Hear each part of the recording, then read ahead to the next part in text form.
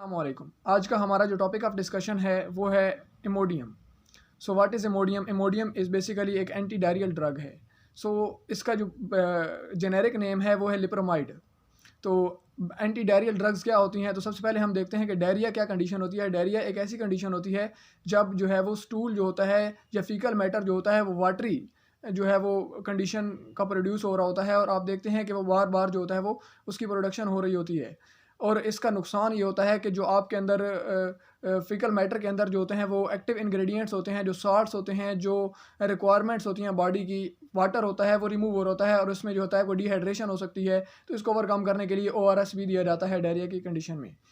तो हमने देखना है कि एंटी डायरियल ड्रग्स हमने डायरिया को कैसे जो होता है वो ट्रीट करना होता है। ORS तो एक ऐसी कंडीशन है जिसमें यह है कि वो दिया जाता है कि आपको जो डायरिया की वजह से डिहाइड्रेशन प्रोड्यूस हो रही होती है उसको ओवरकम किया जा सके। तो यहाँ हम देखते हैं कि डायरिया को ट्रीट कैसे किया जाए। तो डायरिया को ट्रीट करने के लिए लिप्रोमाइड जो होती है वो मार्केट में अवेलेबल होती है, जिसका ब्रांड नेम यहाँ पे इमोडियम है। ये डिफरेंट जो है वो कंपनीज़ होती हैं वो अपने हिसाब से डिफरेंट नेम्स दे रही होती हैं जो उनका अच्छा चल रहा होता है। तो हम यहाँ पे लिप्रोमाइड देखते हैं, तो लिप्रोमाइड जो होती है, जो इमोडियम मौजूद है लिप्रोमाइड की फॉर्म में, वो 2 मिलीग्राम टैबलेट की फॉर्म में अवेलेबल होती है, और मोस्टली ये इसका जो ज़्यादा यूज़ होता है वो कैप्सूल की फॉर्म में या टैबलेट की फॉर्म में अवेलेबल होता है। तो उसके बाद हम देखते हैं कि ये डायरिया को ट्रीट कैसे करती है। तो ये एक बेसिकली ओपीआई ड्रग होती है। ओपीआई ड्रग्स वो होती हैं जो जीआईटी ट्रैक के अंदर जाकर वहाँ पर जो है वो जो जीआईटी ट्रैक की मूवमेंट्स हैं उसको जो है वो स्लो डाउन कर देती हैं। तो उसका फ़ायदा ये होता है कि जो मूवमेंट है फीकल मैटर की वो जो है वो स्लो डाउन हो जाती है, और जो इंपॉर्टेंट मटेरियल्स हैं, इंपॉर्टेंट पार्टिकल्स हैं, जो सोडियम आयंस मौजूद हैं, जहाँ पे साल्ट्स मौजूद हैं, उसके अलावा वहाँ पे वाटर मौजूद है, शुगर्स हैं, वो जो रीअब्जॉर्ब हो जाती हैं इंटेस्टाइन से बॉडी के अंदर।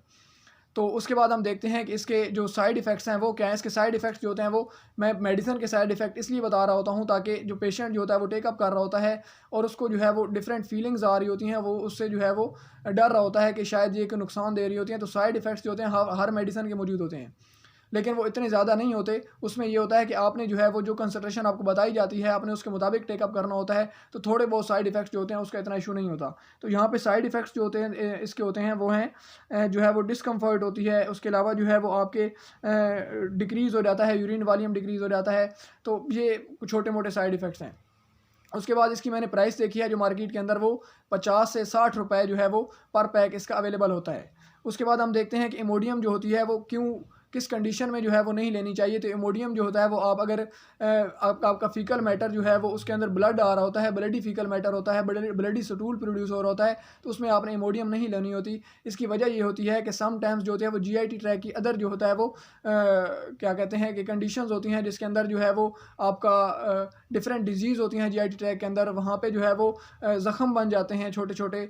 तो उसकी वजह से जो है वो ब्लड प्रोड्यूस हो रहा होता है और आप समझते हैं कि डायरियल कंडीशन है, तो उससे जो है वो उसके एडवर्स इफेक्ट प्रोड्यूस हो सकते हैं। उसके अलावा जो है वो पेप्टोबिस्मोल भी एक अवेलेबल होती है, जो मैंने पहले एक वीडियो में एक्सप्लेन किया है इसको कि ये भी एंटी डायरियल ड्रग होती है, और इसको जो है वो आप एंटी इमेटिक्स के तौर पर भी ले सकते हैं अगर आपको फूड पॉइजनिंग हो गई है तो। उसके अलावा जो है इमोडियम जो होता है वो ओवर द काउंटर ड्रग है, OTC ड्रग है, यानी कि इसके लिए आपको प्रेस्क्रिप्शन की ज़रूरत नहीं होती।